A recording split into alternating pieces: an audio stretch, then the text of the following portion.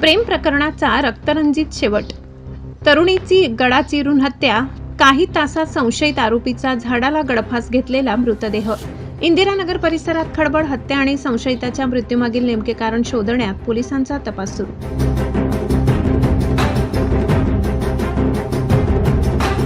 इंदिरानगर परिसरात शुक्रवारी रात्री घडलेल्या एका थरारक घटनेने शहर हादरले आहे. इंदिरानगर येथील वनसंपदा सोसायटीजवळ 20 वर्षीय वैष्णवी आवारे हिची धारदार शस्त्राने गळा चिरून निर्घृण हत्या करण्यात आली.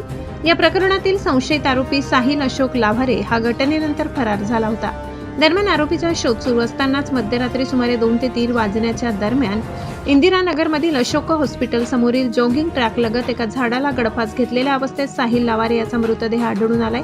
त्यामुळे या दुहेरी घटनेने परिसरात मोठी खळबळ उडाली आहे. प्राथमिक माहितीनुसार प्रेम प्रकरणातून ही हत्या झाल्याचा संशय व्यक्त केला जाते. मात्र हत्येमागील नेमके कारण, घटनेचा संपूर्ण घटनाक्रम तसेच संशयिताचा मृत्यू आत्महत्या आहे की त्यामागे अन्य काही कारण आहे याच्या सर्व बाजूंनी इंदिरानगर पोलीस तपास करत आहेत. या घटनेमुळे परिसरात भीतीचे वातावरण निर्माण झाले असून पोलिसांकडून अधिक तपास सुरू आहे.